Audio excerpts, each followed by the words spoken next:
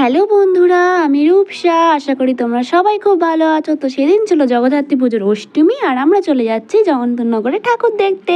তো ট্রেনে সেরকম ভিড় পাইনি, কিন্তু স্টেশন থেকে নেমে ভালোই ভিড় পেয়েছি। তো ভিড় চলে একের পর এক ঠাকুর দেখতে শুরু করলাম। বেসিক্যালি এই প্যান্ডেলটা আমার খুব সুন্দর লেগেছে, যেমন ছিল হাইটে বড়, আর ভেতরের থিমটাও ছিল খুব সুন্দর। বাঙালির যে 12 মাসে 13 পার্বণ, সেই নিয়েই হয়েছে। এই ঠাকুরটা দেখা হয়ে যাওয়ার পর আমরা চলে এসেছি আর একটা ঠাকুর দেখতে। এখানে নানা রকমের বাইকের সরঞ্জাম নিয়ে জিনিসপত্র দিয়ে তৈরি করা হয়েছিল। এখন ধরে যেহেতু হাঁটছি, তাই এনার্জি ফেরাতে একটু চা আর কুরকুরে খেয়ে নিলাম। দেন চলে এলাম রানীমা দর্শন করতে। বিশ্বাস করো, রানীমা দর্শন করার পর মনটা যেন আলাদাই শান্তি হলো, ক্লান্তি যেন কোথায় দূর হয়ে গেল। তারপর চলে এসেছি বেশহারার ঠাকুর দর্শন করতে। দেন আমার বাবার মাসির বাড়িতে, সেখানে এসে একটু রেস্ট নিয়ে মিষ্টি খেয়ে আবারও বেরিয়ে পড়েছি ঠাকুর দেখে। ফার্স্টে দেখে নিলাম বৈবক পাড়ার ঠাকুরটা, তারপরে গেলাম মনসাতলায়। ওপরে একটা পাখা ঘুরছিল খড়ের, ভাবলে একটু হাওয়া পাওয়া যাবে, কিন্তু পাওয়া গেল না। Just for fun guys. তারপরে চলে গেছিলাম ঠাকুর দেখতে দেখতে বাগবাজার চৌমাথায়, সেখানে লাইটিংটা দেখে